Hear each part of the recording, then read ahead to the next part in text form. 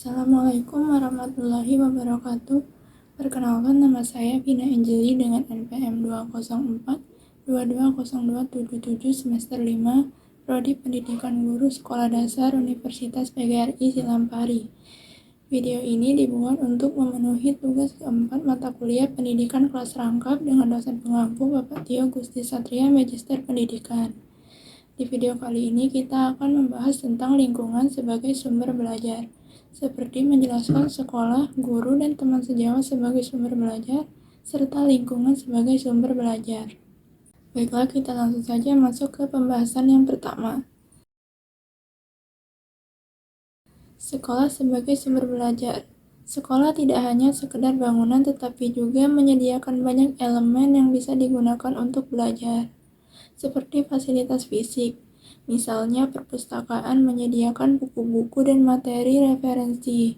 Laboratorium menyediakan peralatan sains untuk eksperimen, dan ruang komputer memungkinkan akses ke teknologi informasi. Kemudian, lingkungan belajar. Sekolah memberikan suasana akademis yang mendukung pembelajaran. Dengan adanya struktur kurikulum, kegiatan ekstrakurikuler, dan budaya akademis yang kuat, siswa memiliki kesempatan untuk mengembangkan berbagai keterampilan di luar buku pelajaran, seperti keterampilan sosial dan organisasi.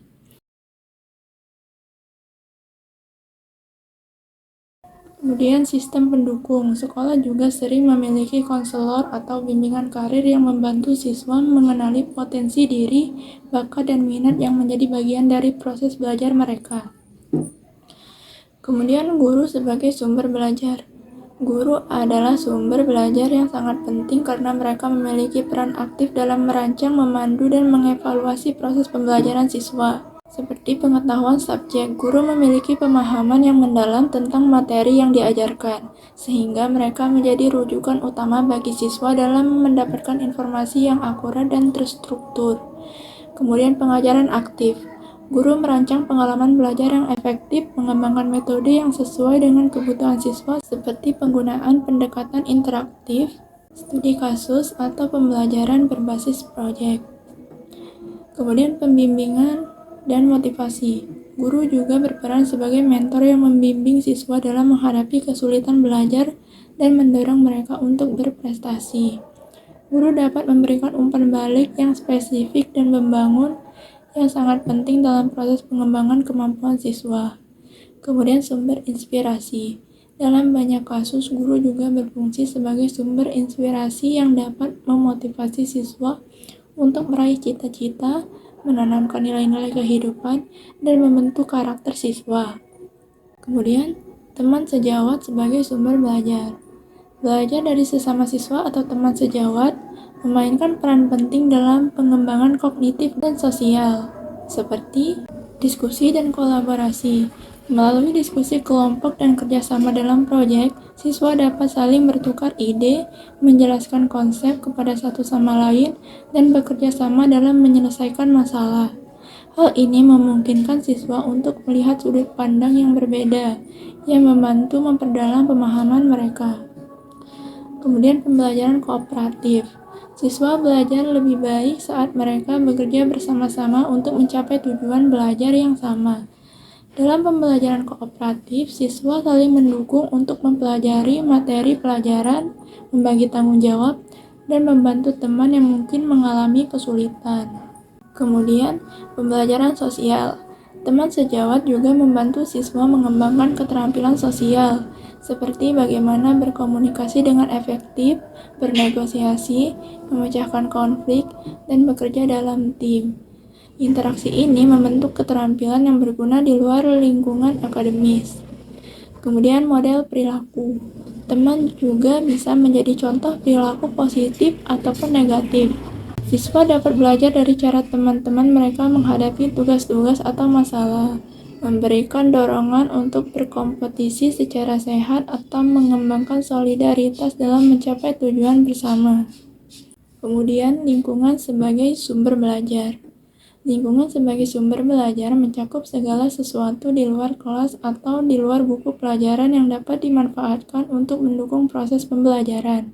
Lingkungan ini bisa bersifat fisik, sosial, maupun virtual. Semua elemen ini dapat memberikan siswa pengalaman belajar yang lebih luas, kontekstual, dan juga bermakna. Berikut akan dijelaskan dengan lebih rinci mengenai berbagai aspek lingkungan sebagai sumber belajar. Pertama, lingkungan fisik. Lingkungan fisik di sekitar sekolah atau di luar sekolah dapat dimanfaatkan untuk memperkaya pembelajaran. Hal-hal yang termasuk dalam lingkungan fisik sebagai sumber belajar antara lain: pertama, lingkungan alam. Hutan, taman, pantai, sungai, atau kebun bisa menjadi laboratorium hidup bagi siswa untuk belajar tentang biologi, ekosistem, geografi, dan ilmu lingkungan. Misalnya, siswa dapat belajar tentang siklus air ataupun yang lainnya. Kemudian, monumen sejarah atau museum. Tempat-tempat bersejarah atau museum bisa menjadi sumber belajar tentang sejarah, seni, dan juga budaya. Melalui kunjungan ke museum, siswa bisa langsung melihat artefak dan karya seni, memahami sejarah bangsa, serta memperdalam wawasan tentang kebudayaan. Kemudian, bangunan dan infrastruktur. Bangunan di sekitar seperti pasar, pabrik, atau bangunan pemerintahan juga dapat digunakan sebagai sumber belajar. Siswa bisa belajar tentang arsitektur, ekonomi, atau kebijakan publik melalui pengamatan langsung. Kemudian, lingkungan sekolah. Area sekolah sendiri seperti taman sekolah, lapangan olahraga, atau laboratorium sekolah bisa dimanfaatkan untuk praktik pembelajaran, misalnya eksperimen sains atau proyek lingkungan. Kemudian yang kedua, lingkungan sosial. Lingkungan sosial mencakup masyarakat di sekitar siswa yang bisa dijadikan sumber belajar. Hal ini termasuk interaksi dengan individu dan kelompok di luar lingkungan sekolah, seperti keluarga. Keluarga adalah sumber belajar utama di luar sekolah. Siswa dapat belajar nilai-nilai budaya, keterampilan dasar seperti memasak, menabung, atau menghitung, serta konsep-konsep praktis seperti tanggung jawab dan kerja keras. Kemudian masyarakat lokal. Masyarakat di sekitar siswa seperti tetangga, pedagang lokal, atau tokoh masyarakat dapat menjadi sumber pengetahuan. Misalnya, siswa bisa belajar tentang tradisi lokal, profesi, atau norma sosial yang berlaku dalam masyarakat. Kemudian, praktik budaya dan adat. Upacara adat, festival budaya, atau kegiatan keagamaan juga bisa menjadi media pembelajaran tentang keberagaman budaya, agama, dan norma-norma sosial yang berlaku dalam kehidupan masyarakat. Kemudian, kelompok sosial dan organisasi. Organisasi sosial seperti Karang Taruna, Pramuka, atau organisasi masyarakat lainnya dapat memberikan kesempatan bagi siswa untuk belajar tentang kerjasama, kepemimpinan, dan juga tanggung jawab sosial. Kemudian yang ketiga, lingkungan virtual atau digital. Lingkungan digital saat ini menjadi salah satu sumber belajar yang sangat penting, terutama dengan kemajuan teknologi informasi, seperti internet. Internet menyediakan akses ke sumber belajar yang hampir tidak terbatas. Melalui internet, siswa dapat mengakses berbagai sumber informasi seperti artikel, video tutorial, dan yang lainnya. Kemudian media sosial. Meskipun sering dianggap sebagai platform hiburan, media sosial seperti Facebook, Instagram, dan juga TikTok bisa digunakan sebagai sumber belajar. Kemudian, aplikasi pembelajaran. Saat ini terdapat banyak aplikasi pembelajaran interaktif yang dirancang untuk mendukung pembelajaran siswa, seperti aplikasi matematika, bahasa, atau sains yang membuat proses belajar lebih menyenangkan dan juga interaktif.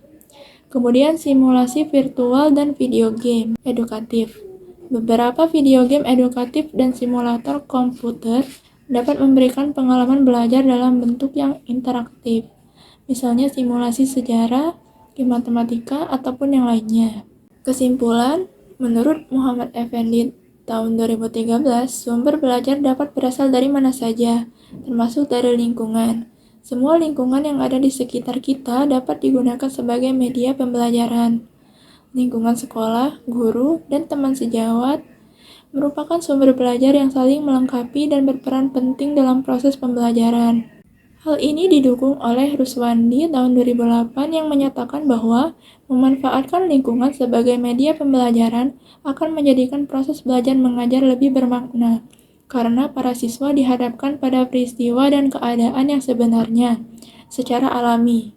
Sesuatu yang dipelajari oleh siswa menjadi lebih nyata, lebih faktual, dan kebenarannya lebih dapat dipertanggungjawabkan. Dengan memanfaatkan semua sumber belajar ini, siswa mendapatkan pembelajaran yang lebih mendalam, bermakna, dan juga relevan. Baiklah, sekian video penjelasan dari saya. Saya akhiri. Wassalamualaikum warahmatullahi wabarakatuh.